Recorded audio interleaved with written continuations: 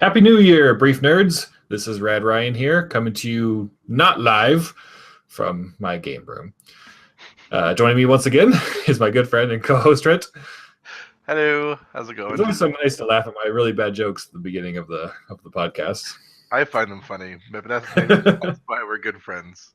There you go. We got a great show for you this week. It is January 1st, 2018. So Happy New Year! New Year's Day. We're going to talk about things we're looking forward to most in 2018, as well as should franchises end. Good discussion upcoming. But first, let's do our round robin. We're going to tell our own nerd-related New Year's resolution. Do you remember what your New Year's resolution was last year, nerd-related, when we did this, Trent? Did we do a nerd-related one last year? We did, and I didn't do it. Crap, did you listen to it? No, I just remembered because I was thinking about it periodically throughout the year, and I was like, oh, I need to do that, but then I didn't. Mine was to play the Dark Souls trilogy. And I did not. What was mine? Was it just to finish more games, or... I don't remember, to be honest, but I'm like, oh, that's obviously bad. It didn't stick with me very hard because I don't remember what it was. Remember mine? I was like, yeah, I should finish the Dark Souls trilogy. I really like, Demon Souls and Bloodborne. I should actually play the Dark Souls games, but I didn't even play one. Oops. So there's just so many good games to play this year. Like when I was looking through my list of 35 games I completed in 2017, like only one or two came out a year previous to 2017. So I was busy. You were very busy. Yeah. There's a lot of good games this year, that's for sure. Mm-hmm. There's still a handful sitting in my backlog right now, installed on my computer. I have no memory of what my New Year's resolution for gaming was last year, or nerd related. We should ask our fans to listen to the podcast and comment with what Trent's resolution was last year, or we could probably just listen ourselves. But why do we do that when we have our wonderful fans do that for us? That's right. I'm sure someone will tell us. Well, forget 2017 since we were both utter failures there. Let's talk about 2018. So one thing that I did try to do at the beginning of this year was a top list nerd-related thing. So it's something that you turned me on to. It was listing all the video games, books, TV shows, and movies that I finished in 2017.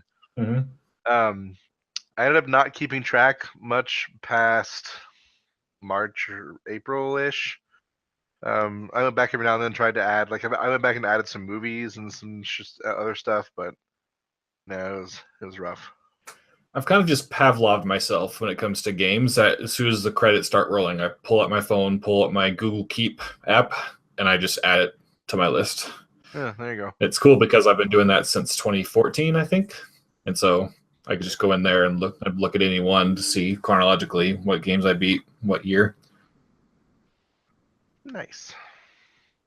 So makes it a lot easier when you're trying to do like top 5 games of the year and stuff too. That is true.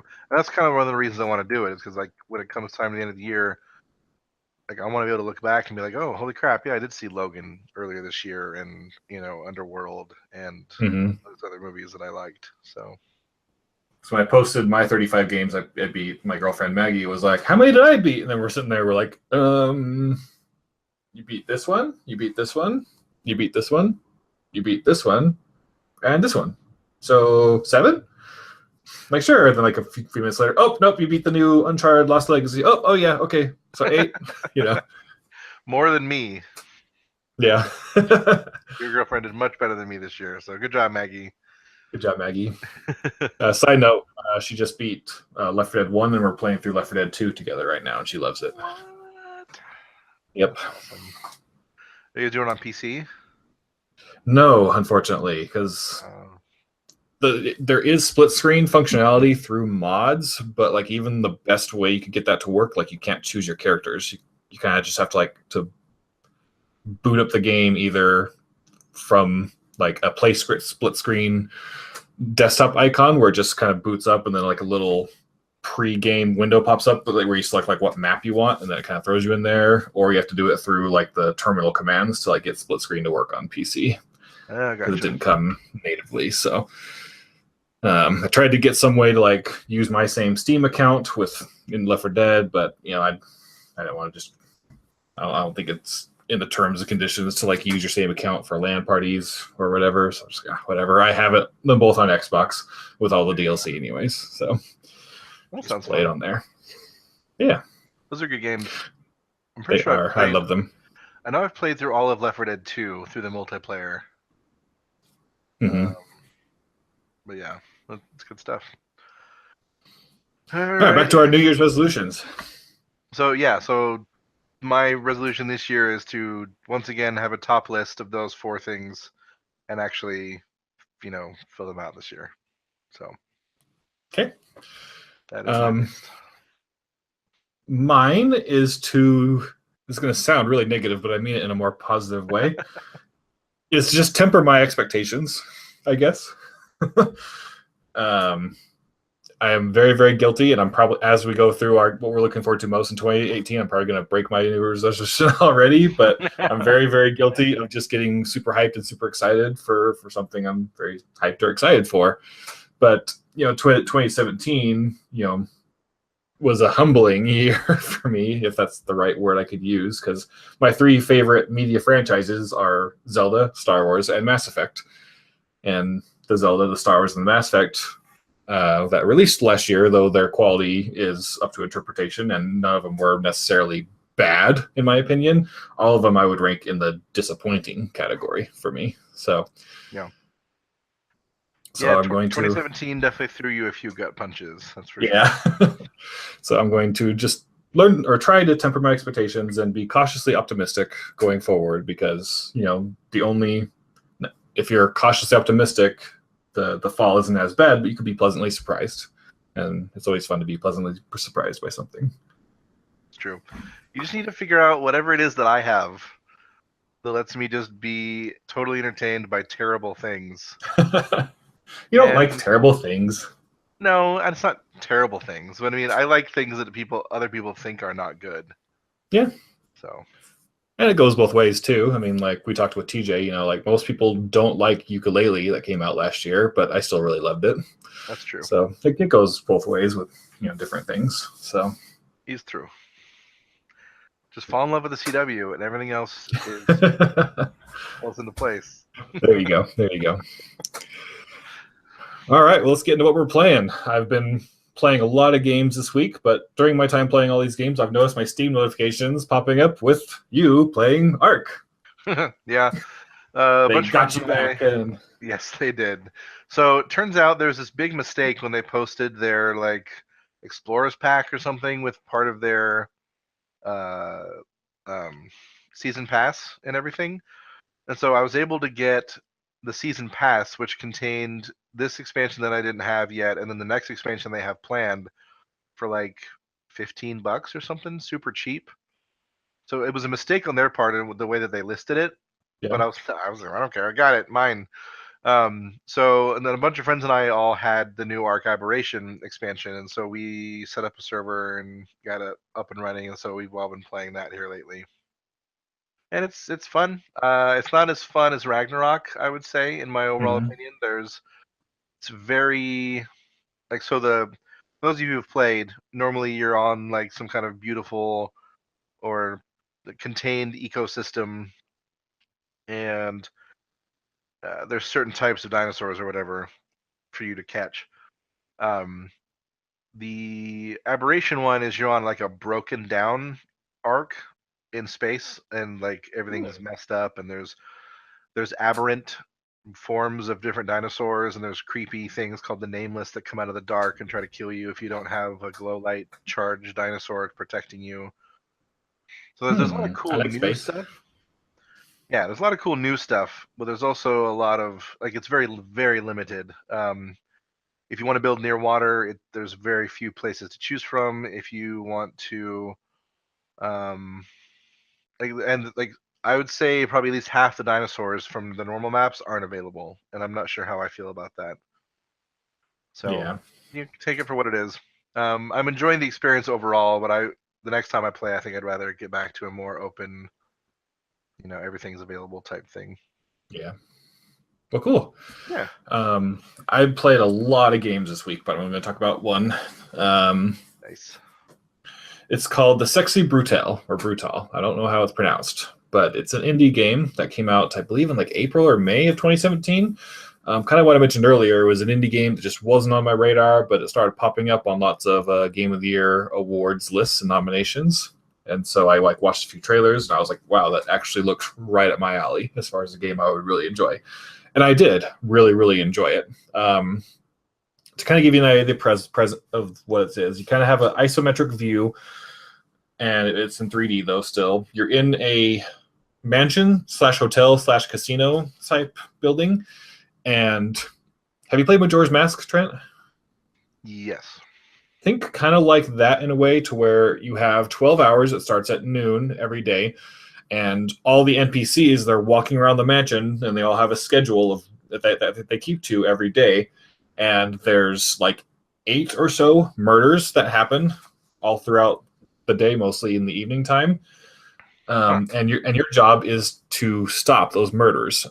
Your character can't be seen by other NPCs, or you could possibly die, or just start the day over if you get seen. And so you basically have to hide in closets or look through keyholes and doors to kind of observe what's happening around you and in the rooms around you. And you have to subtly manipulate the events to stop the murder from happening. To kind of go into how they are kind of spoilerish, but I will go through like the tutorial to kind of which is the first murder, to kind of give an example, if that's okay. Sure. A guy just literally picks up a gun that's kind of on display, loads it with a bullet, and then goes over and shoots somebody. So basically you have to follow the guy he shoots, because at one point he raids the safe, and while he's like throwing stuff out of the safe, like he throws out what's the word I'm looking for? It's an empty shell bullet, kind of flashbang. No, not flashbang. Crap. I don't even remember the name of it right now, but a blank. That's it. Okay. So you have to wait for him to leave the room, then you grab the blank, and then you run over and put the blank in the gun. And then when the murderer goes to fire the gun and kill the guy, it shoots a blank instead.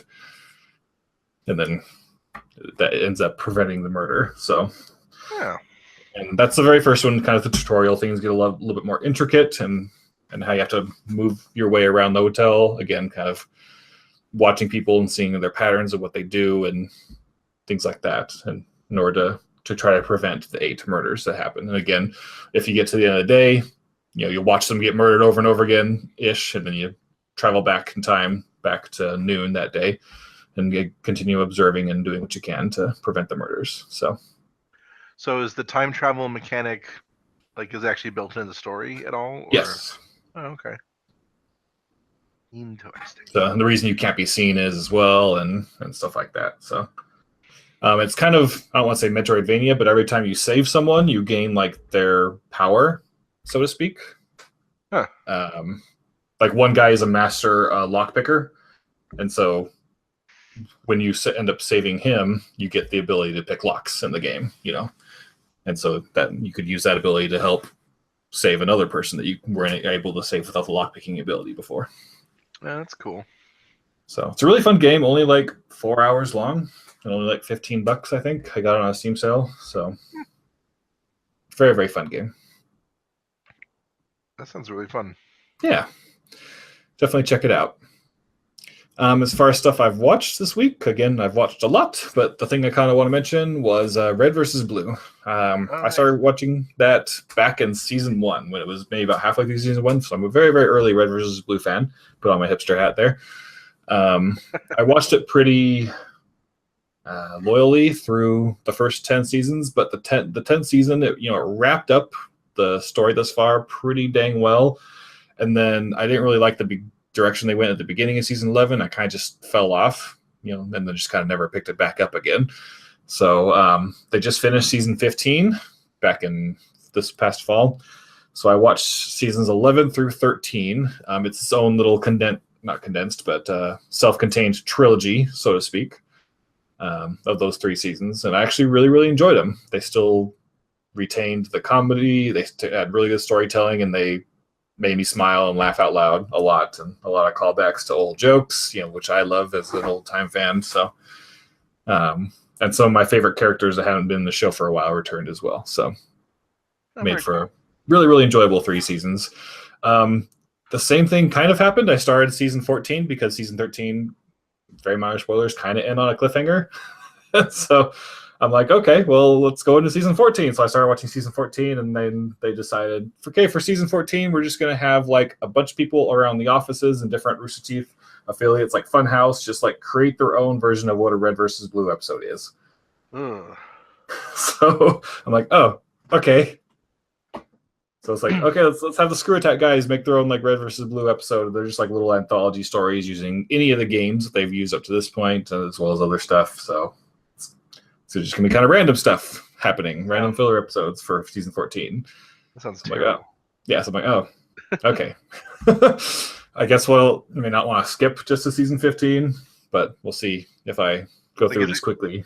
Is it quote unquote canon? Like, is it? I don't know. I only watched the first one, and it didn't really fit anywhere in the story. It was just, this fun adventure with these few Red versus Blue characters, That's very weird. So, yeah, we'll see how season 14 is. And again, I have no idea what season 15 is, if it continues where the story left off at the end of 13, but I don't know. We'll see. But I really enjoyed it. I'm glad to see that they're retaining their quality. And even though I would have rather had what they have had up to Red vs. Blue at this point for season 14, I'm interested to see if they can deliver some really fun stuff. So nice. Alrighty. Well, I have been. Are we done? Sorry, I didn't mean to. Yeah, definitely. Go ahead. So I've been watching a show that is a Hulu original. It's called Marvel's Runaways, and it's kind of a teen-focused audience, and apparently it's based off a very specific comic, which I had never heard of before, which was The Runaways, I believe, and but it's got James Marsters from Buffy as one of the parents / bad guys. The premise of the show, this group of friends who were really close together for a long time growing up, and all of their parents are involved in this organization called Pride, which to the outside world is a charity organization. But you find out during the premiere, and this is what the basis of the show is that all of their parents are involved in something very nefarious. And what you like, why and how and all that stuff, you start finding out slowly through the episodes. And like the kids start developing certain powers and things like that, and which is really interesting. And so there's it's been fun so far. James Marsters, who played Spike in Buffy, makes a really good jerk of a dad. So he does a really good job. All the people do really good job acting wise. So I'm interested to see where it's going. It's not like blow away, like knock your socks off television, but it's good. I like it better than The Defenders. So ouch. Just that season mainly. Yeah. Because the season was rough. I agree. I need to get to Punisher at some point. I just the last few seasons of the Netflix shows have like kind of been blessed. So I've heard that Punisher's really good, but it's hard to find the motivation. Right. And I'm really excited for Jessica Jones season 2 because I love Jessica Jones. Mm-hmm. But yeah, so that's what I've been watching lately. Nice. Yeah. All right, that's what we've been watching lately. But let's talk about what we are looking forward to most in 2018. There's going to be a lot of stuff. We're kind of just go through some things quickly. If we feel like talking about some, we'll talk about them. If not, we'll just be like, oh, that looks cool. So let's do games. We're pulling from an IGN article that states 41 big games coming out in 2018. Looks like they just listed them in alphabetical order. So A Way Out is a big one for me. That's the EA story game where I'm really excited for this one. Yeah, looks really good. There's a fun fact about that because you have to play this game split screen with someone else. Is that if one person owns a copy on Origin, theoretically, I guess, then the other person doesn't need to own the copy. Oh wow! They could just like download a separate release of the game that's free, and then they could join the owner of the game and play with them that way. Yeah, so. And the weird the way they approach the split screen and the co-op story stuff in this game is super interesting. If you haven't seen the gameplay trailer for it, you should go watch it. It looks really it looks way fun. And the creator had a really, really funny thing at the Game Awards. He just kind of went a little crazy. Huh. So I heard about that. Yeah, I heard about that. Oh, like it was very obvious that Jeff Keighley was like trying to like stop the interview and like kind of pull away to something else, but he kept like literally grabbing the mic and like keep going out and stuff like that. And he's like, F the Oscars, this is the real deal. Just like going crazy. It's really worth a watch on YouTube if you haven't yet. It's pretty funny. You should send me a link at some point. Yeah, I'll definitely do that. Let's see. Ace Combat 7, don't care. Anthem. I am tentatively, cautiously looking forward to this. It is from BioWare. I love BioWare. It's my favorite development studio, and it's from BioWare Edmonton, the core studio behind the Mass Effect trilogy. That being said, just kind of the Destiny style of games, not sure how well it's kind of taken to me right now, and as well as we're kind of unsure how Anthem is going to be affected by the loot box controversy stuff that's been going on. Yep.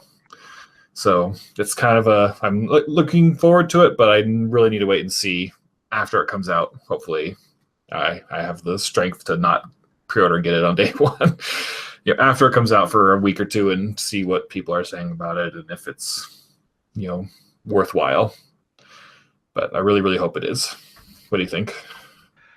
I'm excited for it. I was sold pretty much from the first trailer, but I am really worried given what EA has done with their stuff lately and their child companies and just the decisions they've made in general.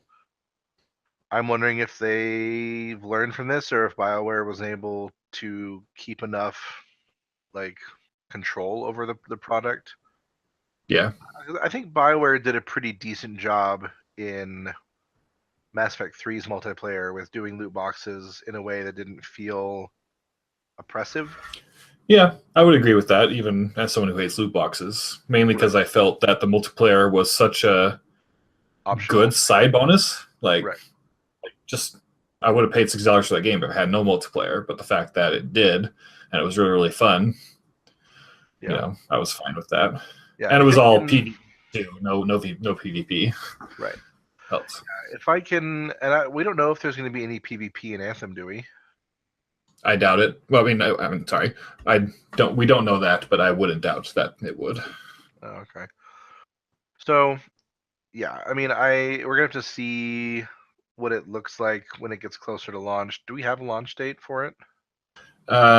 It's probably going to be not. I don't think it's on IGN's list for 2018, but I would imagine it's going to be a first quarter 2019 game if I were a betting man. So either fall this year or early next year. Yeah. So I'm hopeful. I'm gonna try not to get too excited about it before I see a lot more gameplay, how they're setting up all the different systems, different classes, grind time, what you can do, like different because for me, like the reason that I kind of fallen out of Destiny a little bit is I really have no interest in playing it on my own. And so when I play it with people, it's super fun and it's great. But like for a game like that, like World of Warcraft, for example, when I play with people, it's fun. When I play by myself, it's fun. So yeah, that's where I really struggle because I'll play with you anytime, Trent. I know. But then finding a third person for us or finding another 4 people for the raid is another story. So yeah, and a lot of that will come down to how we who we can find to play Anthem. Yeah. So we'll see. But you'll see. All right, continuing down the list. A Bard's Tale 4. Don't know about it. Biomutant. I saw a trailer for it, but I don't really know what it is. Bard's Tale looks good. It's a dungeon crawler RPG brought into the Unreal Engine 4, which looks kind of exciting. Oh, nice. And yeah, feel free to interrupt me if I'm like, I don't know what this is, and continue, and you do. So. And I don't know what Biomutant is, but it's got like a fox cat dude with a sword, so I'm sold. Yeah. Let's see, Bloodstained. I'm probably not going to play it, but I still think it's a really cool. Konami has been crazy Konami the past few years doing whatever hell it is they're doing right now. So Bloodstained is basically to Castlevania like Yooka-Laylee was to Banjo-Kazooie. This is somebody basically they're making a Castlevania game. So it's by the original Castlevania series producer. Oh, well, there you go. So it's Castlevania and everything but name. So, like I said, I'm not super big on Castlevania, but good for them. Let's see. Code Vein. I'm not sure what that is. Crackdown 3 is an Xbox exclusive. I've never played the first two, but people who love Xbox seem to be excited for it. So good for them as well. Like if it's a shooter or... Yeah, it's kind of like a third-person shooter. But more arcadey, fun, blow crap up kind of game. There you go. So yeah. The Crew is a racing game. I'll just go ahead and mention since I don't think it's on this list, but I'm pretty sure Forza Horizon 3 comes out. I really love Forza Horizon 2 as a racing game, so I'm very excited for 3. Well, I mean, did you hear that The Crew 2 is going to have a movie based with Aaron Paul as the... Coming out next year. Next year. It's not 2018, that's 2019. Jokes. Okay. Darksiders 3, I'm really excited for. Have you ever heard of or played Darksiders? I have Trent? not. The first game was basically a Zelda game made by a different company where you play as one of the 4 horsemen of the apocalypse. Well, in 2 you play as a different one, and in 3 you play as a different one. So assumingly there'll be a 4th Darksiders where you play as the 4th and final member of the 4 horsemen of the apocalypse. But it's a really, really good like action Zelda Ocarina of Time-esque type game. Game where you go into dungeons and you get a new power, which is basically like a new Zelda item. Fight bosses, like get keys, and then there's a big overworld with like side quests and other stuff like that. So 2 turned it a little bit more into an arcadey action title with still some of the elements of the puzzle stuff, but both games are both very good. And with the closure of THQ, a few years ago, back in 2012, people were like, "Oh, I guess Darksiders is dead," but I guess they're bringing it back with Darksiders 3. So very excited about it. Nice. Let's see. So Days Gone. It looks interesting. I'm a little bit fatigued on zombies right now, but just the trailers I've seen look really, really good. It's a PlayStation exclusive, so you still need to get on that PlayStation buying thing. But it looks very like... People laugh about it because it looks like a Naughty Dog game, like both in terms of quality and like the way the cutscenes work and the gameplay looks like. It looks very Uncharted / Last of Us, but with lots of zombies. So, is that the gameplay trailer I saw where the guy was sneaking around and like led a horde of zombies into the enemy base? Yes, that's it. Yeah, that looks really fun. Yeah. So we'll see about that. Detroit: Become Human. Very excited for this one. Oh yeah. Like I said, I still need to play the previous Quantic Dream game, Beyond Two Souls, but I loved Heavy Rain, and this one looks right up my alley. Did you hear about the big controversy this one started in the news a few weeks ago? I think I may have, but it's not jogging my memory right now. What was it? So this big child advocacy group for child abuse called the trailer out and said that child abuse shouldn't be in video games because it's not a game, and this lessens the impact of people wanting to really deal with child abuse and stuff like that. I was like, well, murder's not a game either, but we have murder in video games. Yeah. And all kinds of art is about expressing the things you can't express in real life, and about exploring the darkness of humanity and the beautiful sides of humanity. That's what art is about, and video games are art. So shove off. Yeah, pretty much. Pretty much my reaction. Big whole blow up story thing about it. I don't know. It was weird. Reminds me when Portal 2 came out, that the villain of Portal 2 kind of is trying to insult you, but is being terrible at it. He's like, well, you're adopted, so yeah. And so people some adoption group came out against the game when it came out. Be like, oh, is it an insult to be adopted? And I was like, no, that's the point. He's bad at insulting people. Yeah, it was really weird. The whole thing got the whole scene wrong, anyways, because at no point do you, as the android in that scene that they showcased, choose to abuse the daughter. Yeah, it's whether or not you choose to step in and save the girl or not. Yeah, and it's the whole thing is. Anyway, I'm excited about the game. I think it looks incredible. Me too. I can't wait.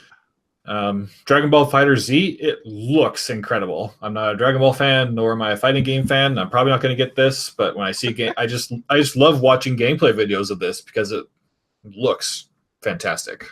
So anyone who's a fan of either of those things is sure to have a ton of fun playing it this year. Yeah. Far Cry 5, it looks good, but I'm just a little worried about my uber burnout from like the standard open world game that happened last year. So I'm worried how my reception of this is going to be. But you can play with a partner this time. Ooh, that's right. Have the co-op solo missions and stuff. So we might have to do that then. I think we should, because I think that'll make it a lot more fun for you.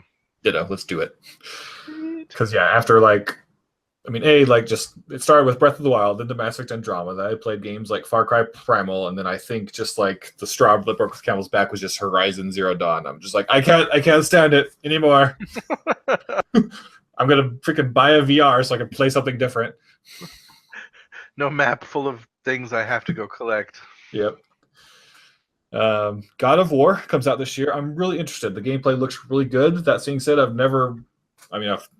messed around with the God of War game, but never like finished one. So I have the God of War trilogy on PS3, so I need to play that and then play the new God of War.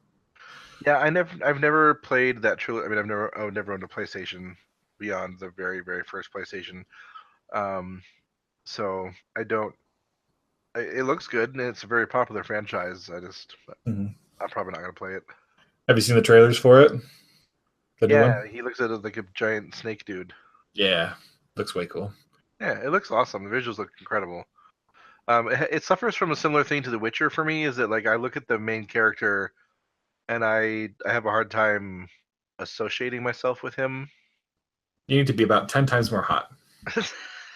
I don't think he's like good looking. I know. I'm just kidding. So it's like, it's not that I like need him to look different. I don't know. It's like I have a hard time playing games where you're the alpha gruff uber male. Yeah, like the one who's like tear everyone up and just rip gods apart and throw giant axes into people's heads and that kind of stuff. But I mean, he's taking care of a kid this time, so maybe he'll be like a little bit more calm.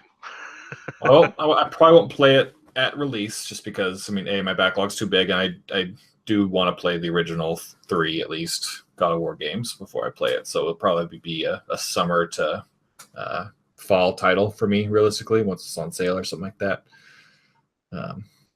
But I'll let you know once I play it. Sounds good. Hunt Showdown. No idea what this is. Me either. Next, Jurassic World Evolution. I know you're very excited for this one. I'm so excited. I'm not super big on like the kind of sim games. Like I said, I'm still trying to work up the courage to play Sims 4 or Stardew Valley. So as cool as the Jurassic World sim sounds. Yeah, the Jurassic World sim game, you get to build the park and oversee stuff, and like your dinosaurs can escape and all the stuff. I am thrilled. I'm very excited to hear your opinion on it, because if you really, really love it, it might be something I have to get. Nice. Kingdom Come Deliverance. No idea.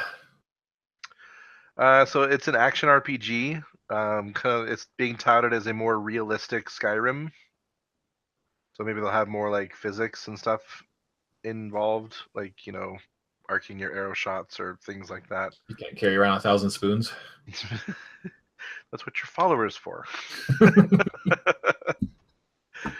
But no, I mean, it looks interesting. I haven't seen a lot about it yet, but I could be sold on it because I like RPGs and things that are, all kind of about realism and stuff. So I don't know, if I can't put a basket on someone's head and steal their stuff, I don't know if I'm interested.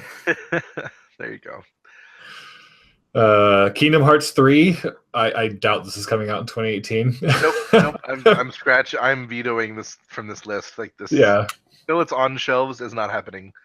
And even so, even if it's 2018, 2019, 2030, whenever this game comes out, I'm still only like for it, just because I don't know, it's been so long since I played Kingdom Hearts 1 and 2. That timeline has become so convoluted, and the story was already convoluted to begin with, and I'm sure it's not going to be fixed in Kingdom Hearts 3. So I will play it, but I don't know if that's a buy at launch game or wait 6 months and get it for $20 kind of game. Yeah, I haven't played any of them, and I don't know if I'm interested in going back and trying to play the backlog or not.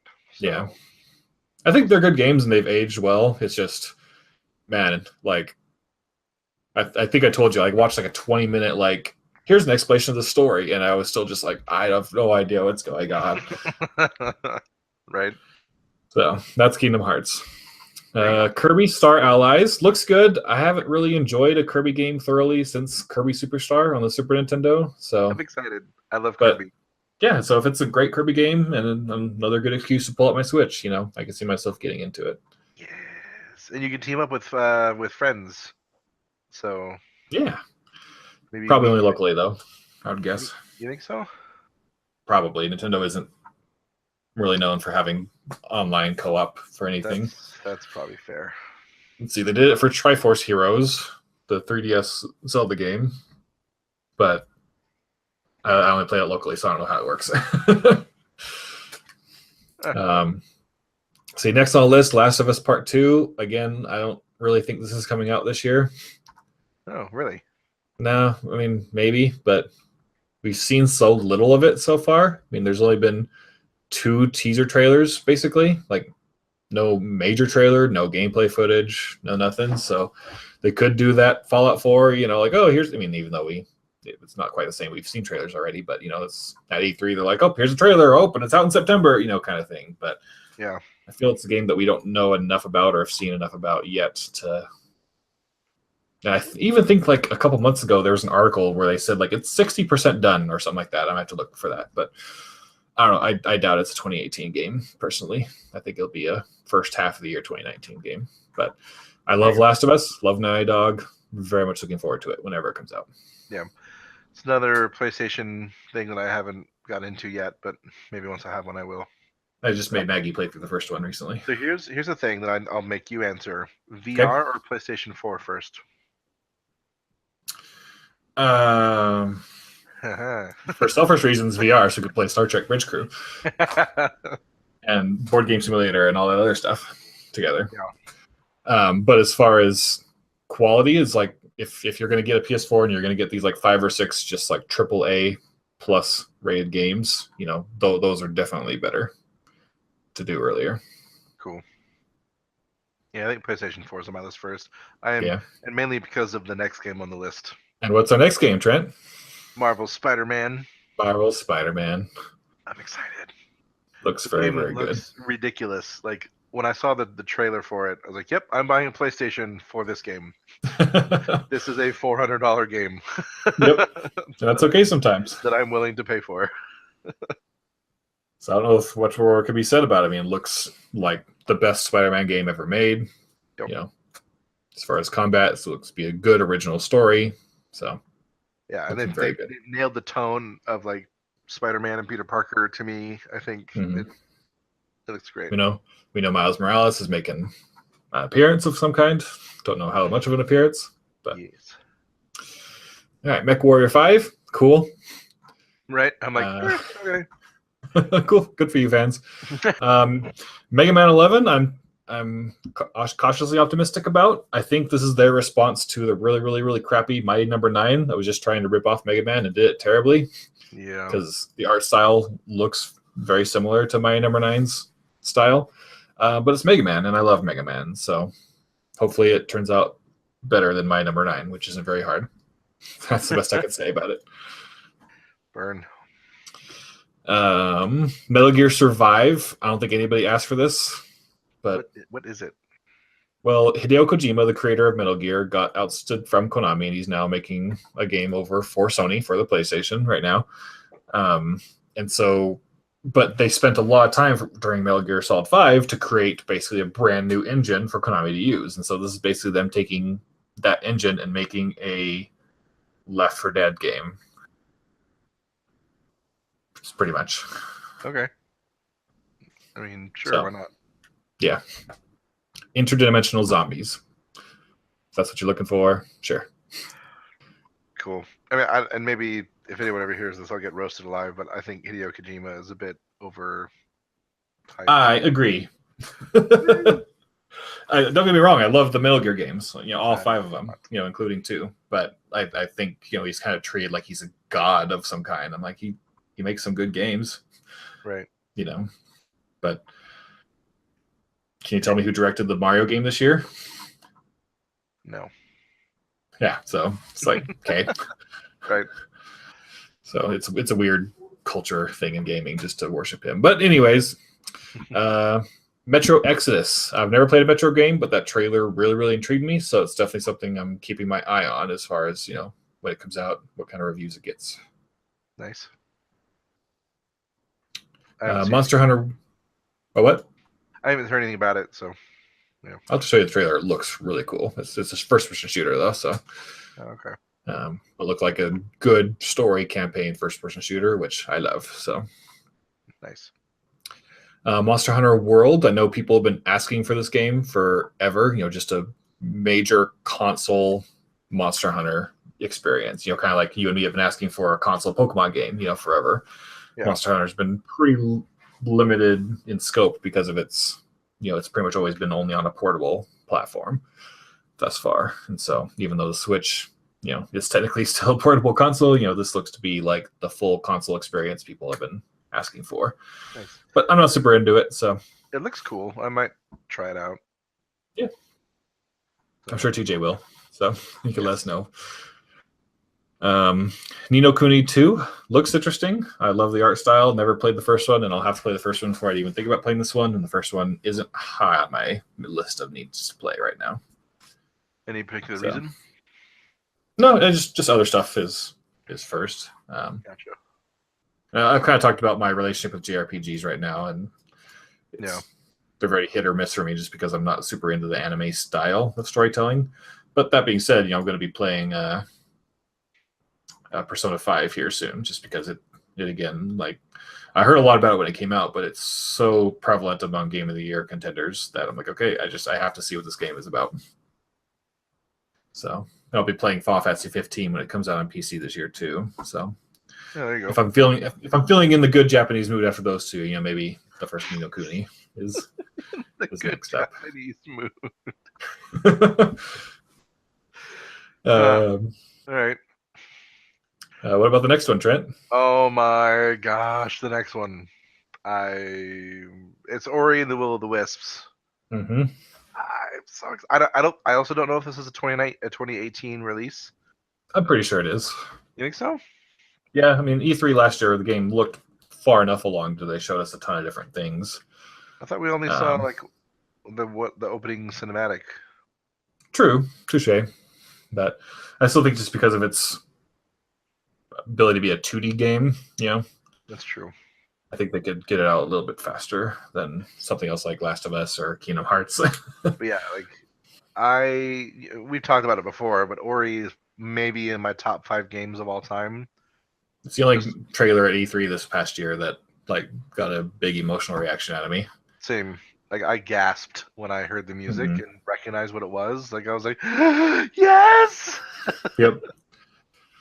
So it's gonna be so good. Yep. It's gonna keep that amazing art style and the music and have some fun puzzles to jump around in, and I'm sold. Yep. Next is Overkill's The Walking Dead. Overkill is the developer who made the Payday games, Payday 1 and 2. I don't really care. I'm pretty Walking Dead fatigued at this point. Yeah. I'm going to play the final season of the Telltale game, which we'll kind of get to later. But I've kind of even put the comics on hold for a while. I've been reading the comics for many years too. But I'm kind of fatigued on the franchise right now. Yeah, they're touting it as a Left 4 Dead style gameplay. Yeah. So yeah, it could be fun. We already have a zombie Left 4 Dead game. It's called Left 4 Dead. Yeah, well, Left 4 Dead's not being made into another one, is there? Are they? Yeah, I know. Is that a Valve game? Left 4 Dead? Yeah. Yes. Yeah, so we'll never see a third one. No, definitely not. Is the moral of the story. Although I'd have to say, from what I've heard of the TV show, a Left 4 Dead style gameplay in the world of The Walking Dead, they're going to have to come up with some more interesting things that are in the show. Yeah. Combat-wise, the show's pretty boring.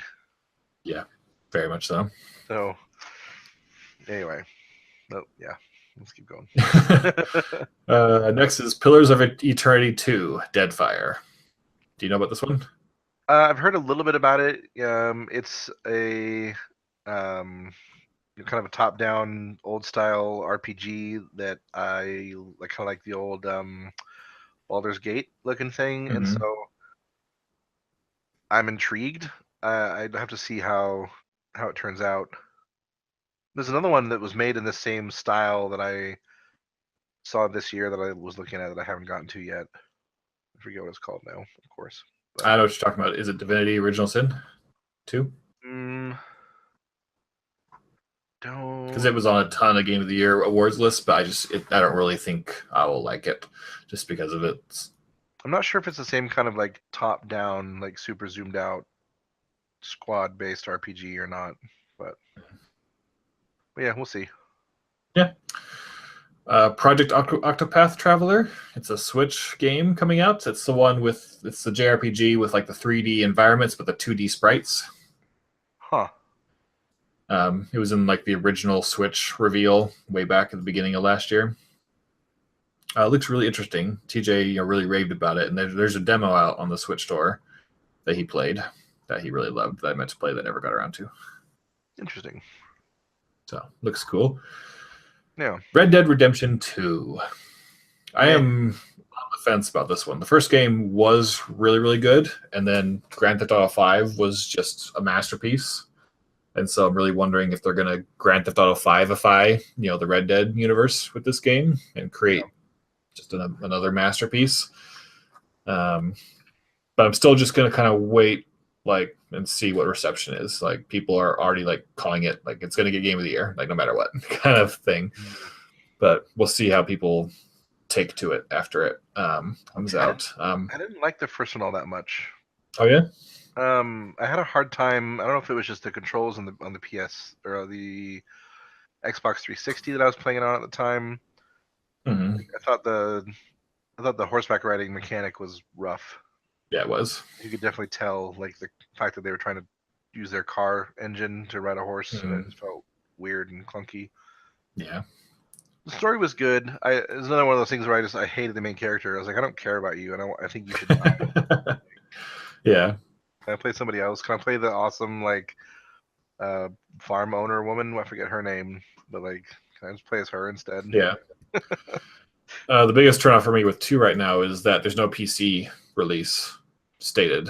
It's only coming out for the 2 consoles, and they're probably going to do what Grand Theft Auto 5 did, where, not quite the same, but in 2013 they released it on Xbox 360 and PS3. In 2014 they released it on PS4 and Xbox One, and in 2015 they released it on PC. Yeah. So they're probably going to wait until 2019 to release it on PC. So at which point I may get it then, if it but I'm not really needing it enough to buy it first on console and buy it again on PC, which is what they're hoping people will do again. Yeah, no, I'll wait till it comes on a PC. I have no interest right now, and no console to play it on anyways. Yeah, you still have a PS4 by then. I'll have a PS4 by then, but I'm still only planning on doing exclusives on the PlayStation. Yeah. So. All right, Sea of Thieves. We can pretty much repeat our Anthem talk for me for this one. Is that it looks really fun. I'm not sure how much fun I'd have with it by myself, and if we had a good, fun group of people to play with, a lot, and if after it comes out, people say yeah, there's a lot to do here with your friends. It's a lot of fun. Endgame's a lot of fun. This is something we could sink 100 hours into. Then I'm definitely on board for it. Yeah, same. I feel about the same. I'm just happy that Rareware is making games again, not just Connect Sports. What? Yeah. Shadow of the Colossus, one of my top 5 games that I played for the first time last year. For me, it's a masterpiece of one of the greatest games of all time. It definitely deserves a good PS4 remake. So don't know if I'll pick it up because, again, I just played it for the first time recently. But it's definitely one. First time I see it on sale, I'll definitely get it for a future playthrough. Yeah, I might get it when I get my PS4 because I've never played the original. So. So good. It's so good. Nice. And then Shenmue 3. Yeah, that game. TJ's our authority on that game, so I don't know how much we could say about it. Yeah, yes, for anyone listening, I do know that that's not how it's pronounced. It's a long-running joke. Back to the very early days of the podcast. So. Yeah. But I know people have been asking for it for years and years and years, so I'm happy that fans of the first 2, finally get what they wanted in the third game. Hopefully it ends up being good. Yeah, for sure. Skull and Bones. It's Ubisoft taking the Assassin's Creed Black Flag boat gameplay and putting it into its own PvP only game. So Okay. sure. I mean, they're saying that they're going to have RPG and PvE elements as well. Yeah, So. I don't know if it's the gameplay. I mean, if it's a copy of Assassin's Creed, which it probably isn't, but I just don't see how a full price game of ships driving, sailing around, shooting cannons at each other makes for a full-fledged, full-priced retail release game. But we'll see. I could be wrong. Yeah, there you go. State of Decay 2, I really didn't like the first one. It was very critically acclaimed. It was one of the few games I started. I'm like, I'm not going to finish this. I don't like this at all. Oh, wow. So, mainly just it feels like a third-person shooter with, we running around and zombies and survivors and gathering supplies and stuff like that. But it's like so RPG. I mean, it reminds me like the first Mass Effect game. Like as far as clunkiness and when you play it, and it's an area, it's fully open world. So like I'm like, oh, I'm gonna go explore over here, and then like you can't like see levels. It's like, oh, all the zombies suddenly like can't die because I don't have a good enough weapon, and so like I ran into a lot of frustration with that, and I don't want to play this game anymore, and so I stopped. So good for those people who love the first one, because again, people love it. So they're adding a 4-player co-op to this one, so maybe with more people it could be more fun. Yeah, that could happen. So we'll see. I mentioned earlier, Telltale's The Walking Game, the final season. Looking forward to this. The Walking Dead Telltale games are the best Walking Dead anything, even over the comics. And I think all the seasons of Walking Dead have been very, very high quality. So I'm glad they're ending it, and they're knowing they're ending it, so they can tell a definitive, good ending to this story. So nice. Very much looking forward to that one. Travis Strikes Again. No More Heroes. No idea. Yeah, we're going back to the Walking Dead real quick. I started the first season once upon a time and really liked it, and then my hard drives blew up. Oh no! Literally. And at that time, Steam wasn't so good at cloud saving. Mm-hmm. So I faced the prospect of starting over again, and I'm like, I'll get to it eventually. And then I just haven't ever gone back. Well, that's still hard because you can't skip any cutscenes, and you can't like put in like what your decisions were on like a previous save if you want to like start on like episode 3 or something like that. Right.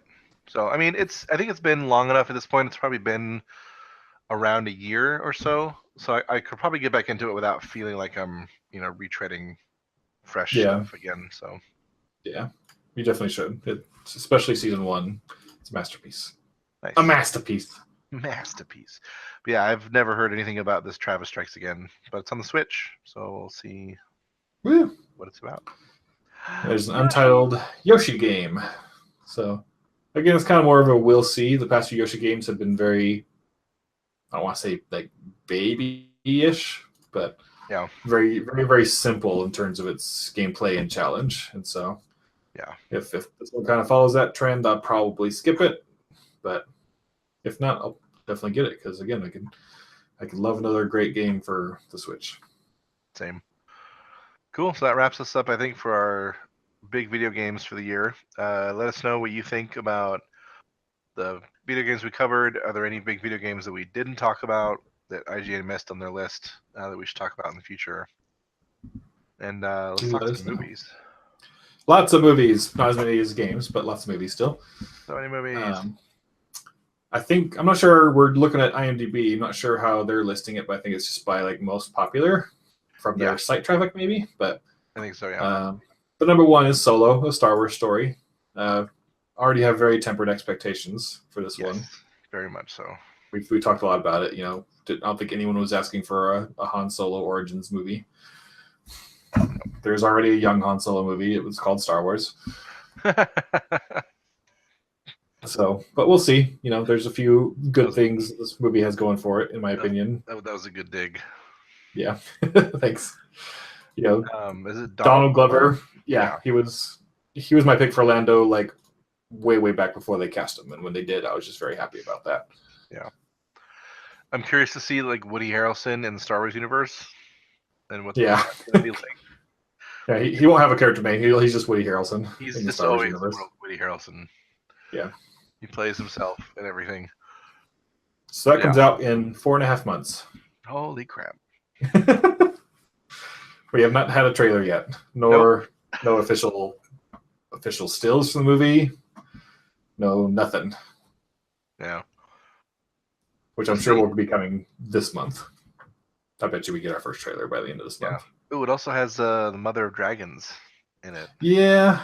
I've seen her in a couple things outside of Game of Thrones, and I'm not just how good of an actress she is. She's great in Game of Thrones, but the other things I've seen her, I was like, oh, you're going to be typecast the rest of your life. So we'll see. We'll see. Next on the list is probably my biggest look forward to this year. It's probably the biggest looking forward to of the decade. Yeah, probably. This movie is going to make so much money without even trying. Yep. We're, of course, talking about Avengers Infinity War. Yep. Probably has the most expensive cast of any movie ever. Probably. I can't even imagine how much this is going to cost to make. Yeah. So, but we're excited. I was actually pretty lukewarm on the first trailer that came out. But that being said, I'm still confident in the movie being really, really good. Yeah. Next up is Mamma Mia. Here we go again. Number 3 most popular 2018 movie, according to IMDb. I actually just saw a preview for this the other day in front of Pitch Perfect 3. Seems and it actually, it actually looks kind of fun. I've seen the original Mamma Mia. It was really good. Not including Pierce Brosnan's attempt at singing, which was terrible. Poor James Bond. He's very talented in many other things. This is not singing. So yeah, it's an interesting thing. It looks good. I don't know if you've seen Mamma Mia before, but I wanted to kind of around the time it came out, but I just never got around to seeing it. I think it'd be something fun for you and Maggie to watch. I think you would enjoy it. We should. Next up is Black Panther. Semi looking forward to this one. We've kind of mentioned on the show already, that from the trailers, it looks to be like, even though Black Panther's Black Panther already, it looks like to be another origin movie to where the bad guy just has the hero's powers. Yep. Or suit again, which is kind of getting old in the Marvel formula at this point. So I agree. And the trailer's tone was really different. I'm hoping there's some twists in there that we're not going to see coming. Yeah. And I especially think with the fact it's all but confirmed that the final Infinity Stone is in T'Challa, that they'll do some setup for Infinity War there. Well, T'Challa is the main character. T'Challa. I'm thinking Wakanda. Never mind. My bad. I was like, inside T'Challa, huh? Inside him. Ruh-roh.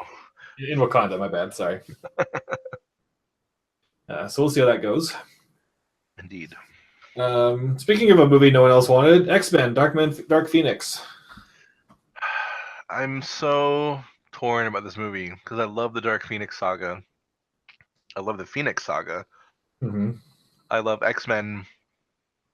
And I was okay with the most recent X-Men movie. Like, it wasn't the worst X-Men movie we've ever had. That was still rated X3. But I'm so I don't think she can pull it off. I love her to death, but I don't think she can pull it off. Yeah. And it's kind of what I felt that I guess maybe DC's doing right now. They're trying to do Avengers without doing Avengers yet. So they're trying to do the Dark Phoenix story without the proper setup or investment. Yeah. X3 had a better setup and investment into its characters for Dark Phoenix than this movie does. Yeah, the Dark Phoenix saga needs to have, you need to understand what the Phoenix is first, and its role in the universe.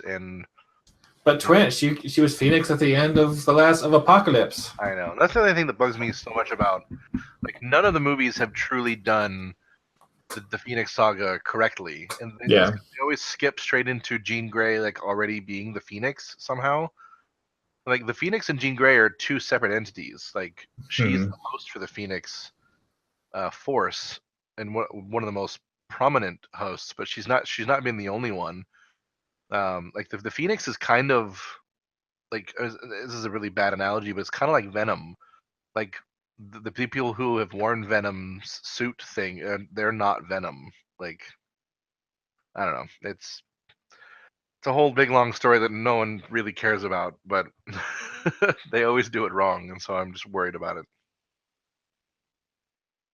So You mentioned Venom because that, I don't know if it's on this list or not, but that's another thing. We're like, oh, we're just going to make a Venom movie. Forget our deal with the Marvel Cinematic Universe to kind of share Spider-Man. No, we're just going to make a Venom movie.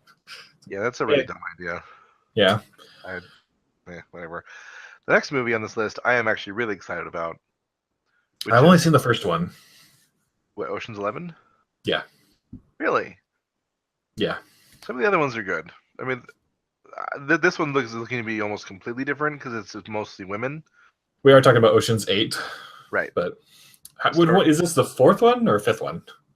I think it's the fourth one. I think there's a Ocean's 13, Ocean's 11, 12, and 13. Okay. And then this one. I wasn't even aware this one was an all-female cast. Yeah. So it's got like it's got Sandra Bullock, Olivia Munn, Kate Blanchett, Mindy Kaling, just some really good quality, funny women, and so I'm really excited for it. Yeah, looking at the cast, looks like they should be the new Ghostbusters. Yeah. There you go. I love Sandra Bullock. I think she's probably my favorite actress of all time. Nice. But yeah. Let's see. Next few I haven't heard of. One's called Overboard. It's a rom-com. Nope. Next is Den of Thieves, an action crime drama starring Gerard Butler. Oh, I've actually seen a preview for that. It looks terrible, in my opinion. Well, according to IMDb, it's the 8th most look forward to movie of 2018. I know. It goes to a different demographic than me, but it's like this, there's this group of police that are like so edgy that like the outlaws are afraid of them because like we dispense justice and we're like outside the law. And I'm like, okay, that sounds great.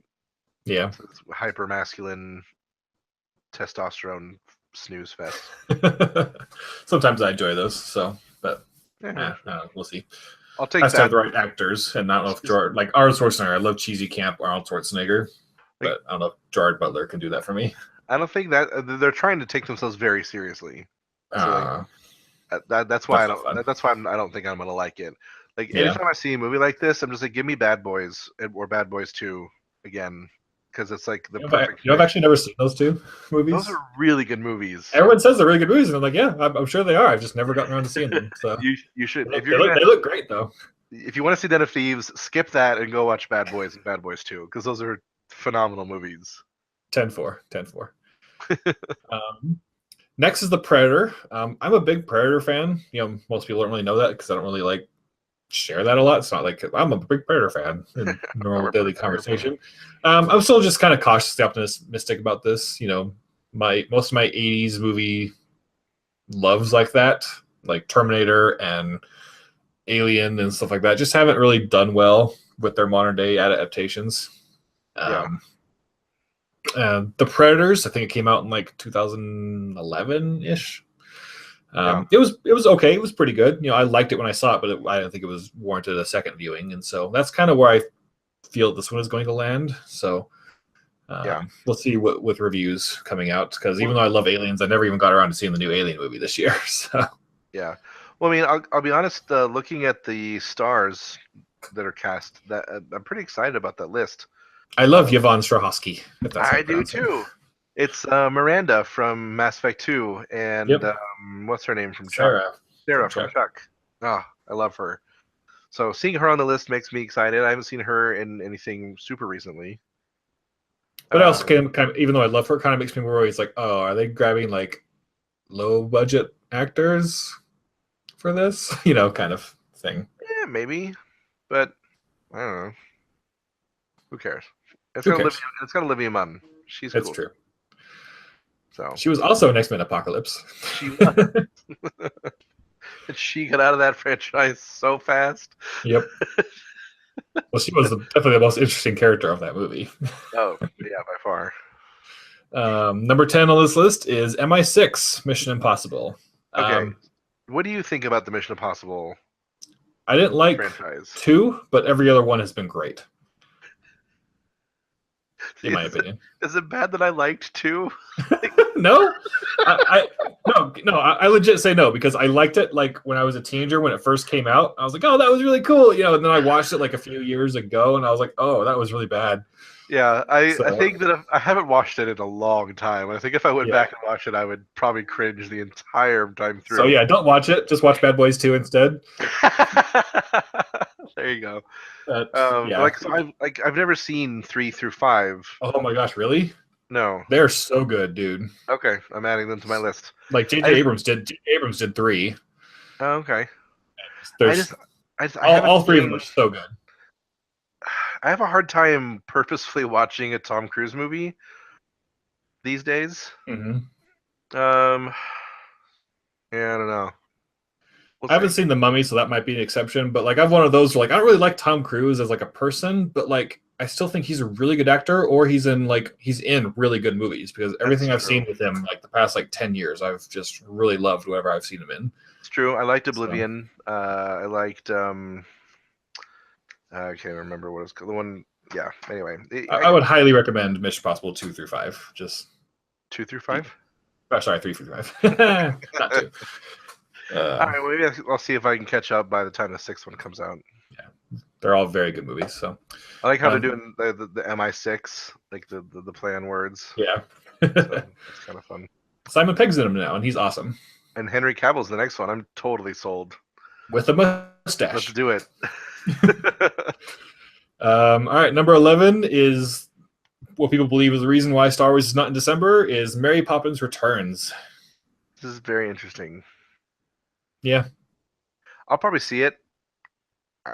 I'm worried about what it's going to be like, but I'll see if it gets like good reviews. But I wasn't a big Mary Poppins fan even like as a kid. Yeah, and like I really liked Saving Mr. Banks. Was really, really good. So that kind of rekindled my interest in Mary Poppins. But yeah, I think Emily Blunt is perfectly cast. I think that could work really well. Yeah, but the rest of it I have no opinion on. I like that Vec Dyke is going to be in it too. I know, that's so exciting. So if it gets good reviews, I'll see it. If not, I won't. That's kind of where it ends for me. All right, next up, it's an action drama starring Elaine Moussi and Christopher Lambert and Jean-Claude Van Damme and Mike Tyson. Jean-Claude Van Damme? That's what I meant. Jean Van Damme. Jean Damme. Just keep shortening his name. Just say damn. Damn, starring Damn. Kickboxer Retaliation. I have no idea why this movie is up here. It's the 12th most most popular movie on IMDb. So, anyways, 2018. Next up, Ready Player One, Nostalgia Fest. Member Berries, the movie. I'm excited for this one. I'm also very excited for this one.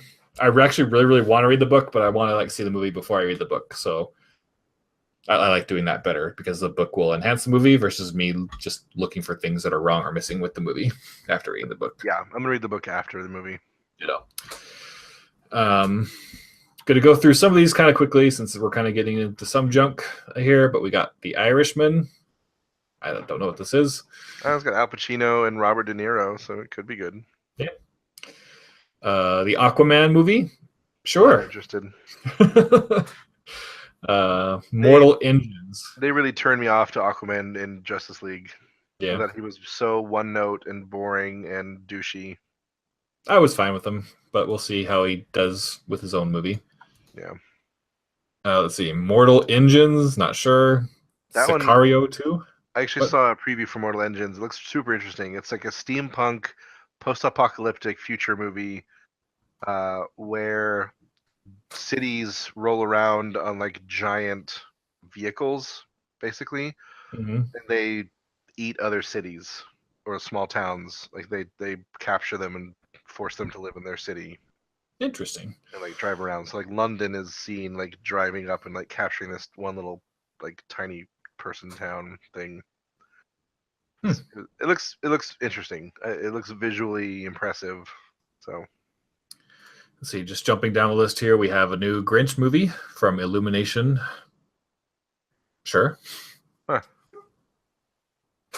Scrolling down a little bit, we have Jurassic World Fallen Kingdom. Now, riddle me this, Batman. Why is Jurassic World is one of the biggest movies of all time Yep. financially? Why is it number 21 on this list? I have no idea. Like maybe with Sicario 2, Soldado above it.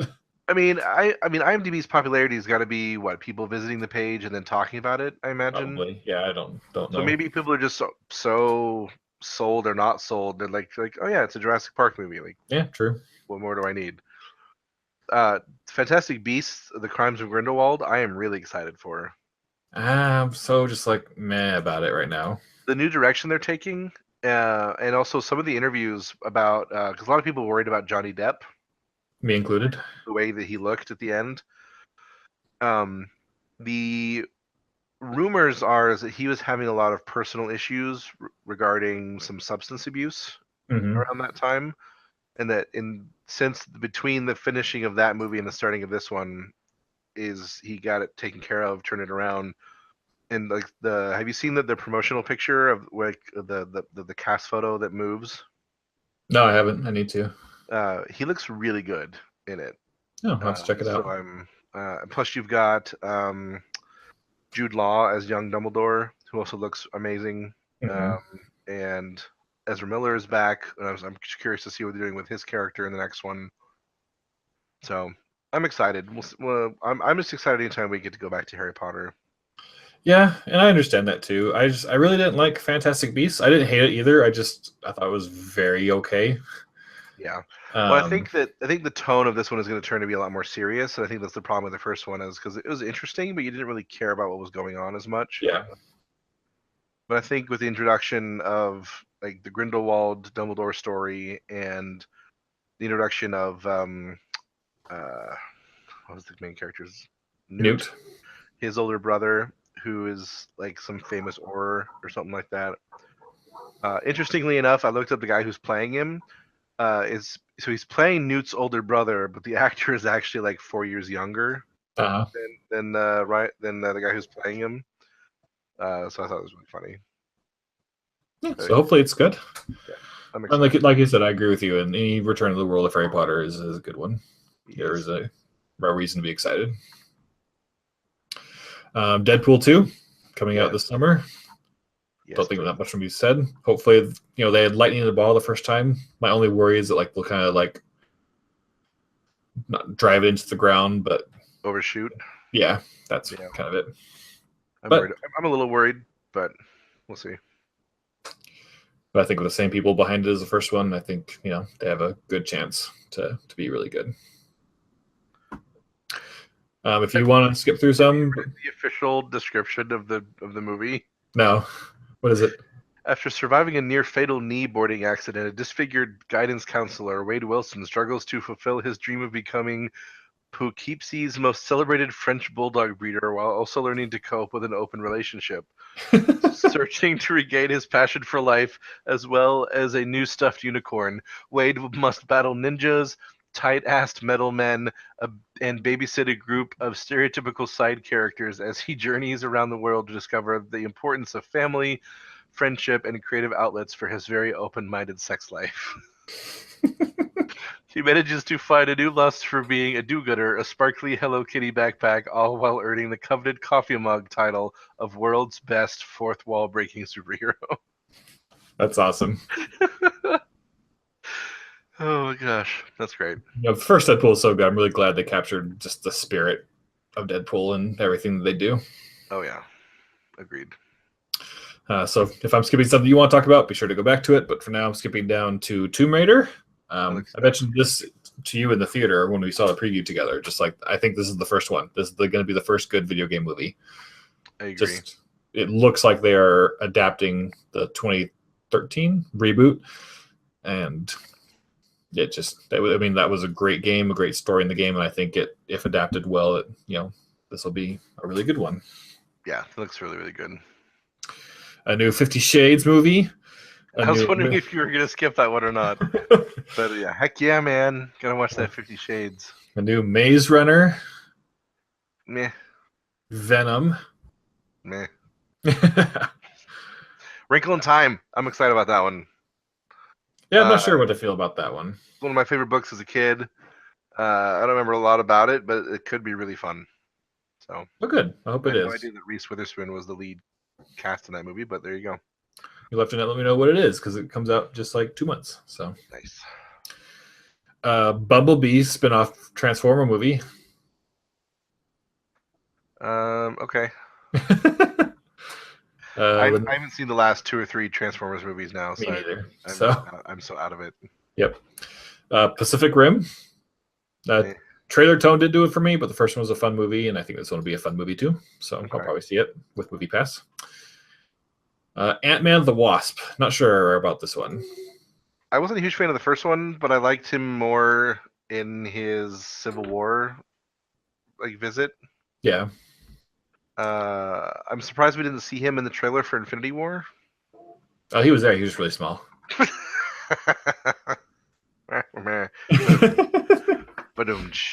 Yep, I try. I'll be here all night, folks. Probably actually for the next 10 minutes. Right. But yeah, so that one looks fun. Possibly fun anyway. Hopefully they get a villain who's not another Ant-Man. Yeah. The only thing I'm really worried about is, they're kind of getting a little weird with the timeline right now in the Marvel universe. Like, especially with the beginning of Spider-Man: Homecoming, they're like, "Oh, the incident was like 8 years ago," and I was like, "It was 2012." Yeah. And so I don't know when stuff is taking place. I'm worried they're going to kind of continue that kind of weirdness, but then also this is going to be in between the two Avengers Infinity War movies. The third one is technically titled Infinity War, and the fourth one be something else. But I mean, they're still basically a part 1 and part 2 of each other. Yeah. So is it either going to have nothing to do with the events at the end of Infinity War, or is it just going to be this happens 2 years before Infinity War? That's what I'm wondering about the entire Marvel universe in that time, because I don't know how you space those kind of movies out. Yeah. And have stuff between them that makes sense to not be why are we not all cowering in fear and being ruled by our alien overlord? Because I'm pretty sure that's going to be the ending of Infinity War. Right. A lot of the Avengers are dead. Thanos won. Right. He's just going to be I win, and I'm returning back to space. I'll see you guys in a year. Right? It's I gotta go check on I left the oven on. I gotta go back and check that real quick. And then the happy-go-lucky Ant-Man tone, Yeah. Well, I don't know. We'll just have to see. That's 3 Marvel movies ahead of where we're at right now. So. It's true. Let's see. A new Hellboy movie, which could be good. Yep. Also, and then just has a never mind. I forgot who I was talking about for a second. But yeah. And just last one on the list here, unless you want to go back to one, but Rampage, the movie where they're using the name but having nothing to do with the game, I guess. Oh yeah, that is that game, huh? Yep. That is kind of weird. But the biggest thing with the game is that you're a people that turns into a monster. But in this one, it's just we made this ape grow really big. Yeah. Well, how about Robin Hood? A gritty take on the classic Robin Hood story. What? We need a gritty Robin Hood. Wasn't the who was that guy who wasn't Gerard Butler? No, the guy from Gladiator. What was his name? Russell Crowe. Yeah, didn't he already do a gritty Robin Hood that tanked hardcore? Yep. Reminds me of a YouTube video I watched recently where just Hollywood, why aren't you learning your lessons? No one wants another King Arthur movie. How many times are you going to make a King Arthur movie? And they bomb every time. But then someone else comes along like, oh, we should make a modern King Arthur movie. It's like, no, nobody wants this. At least leave Peter Pan alone. At least give it like 5 years or something, like, or I don't know, 10 years. The only thing that makes me sad is that Jamie Dornan and Taron Egerton are both in the Robin Hood movie, and I love both of them, and so I'm like, crap, am I gonna go see this terrible movie? Look with Movie Pass, you don't have to pay for it. Hey, Movie Pass. So I think that's kind of it for this list here. I'm sure we could click next and go further. And there's some that we missed because they're not in the top 50 IMDb for some reason. But true that. So yeah, that's what we have to look forward to in 2018 as far as movies goes. Before we go, just a couple quick other things looking forward to. I mentioned it earlier. There's a sequel to the Thrawn book that came out this year called Thrawn Alliances. It's a team-up book between Thrawn and Vader. That sounds cool. And I'm just very excited for that.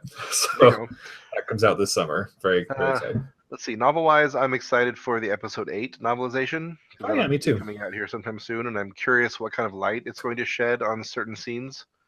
Yeah, it'll definitely shed some new lights. So, at very least, we'll have to officially learn, like, the name of DJ, or if it's just DJ. Yeah, that's true. I didn't think about that. They'll have to say his name in the book. Yeah. The Mysterious Stranger. That's what those call him. Mysterious Stranger with the Slicer. Did it even say Slicer at any point in the movie? No, like that's said, what like Master Decryptor. Yeah, like Master Codebreaker. It's like that kind of decryption, blah blah blah. It takes just say slicing. Yeah. If you have a term, it's used in the books. Say it. Like everyone will know what you mean. Yep. Or say, Master Decryptor, a slicer, like that. Establish it and then continue from there. Right. So no, of course not. But yeah, Episode 8 novel should, bring a lot of light to some of the shadows of the movie, I guess. Yarp. That's gonna be where we find all the information on Snoke. That's right. You're gonna have this random trilogy, this random chapter that's all about his backstory. Yep. All right. So, well, I think that about does it for this week. Yeah. So the topic we mentioned earlier about the franchises and our discussion about that, we're going to push that to a future time. What we're looking forward to in 2018 pretty much filled the show. So we talk too much. We do. Because then we have a podcast to do it on. I know, right? Like, I can't imagine just talking into nothing. Yep. Anyway, thanks everyone for joining us for another episode of the Brief Nerdity Podcast. Please reach out to us on social media, our Facebook page, Twitter, email, briefnerdy.com. Go to our iTunes page, give us a rating or a comment. That would be greatly appreciated. And we will see you next week and hopefully all the weeks of 2018. Happy New Year, everybody. Bye-bye. Bye. Happy New Year.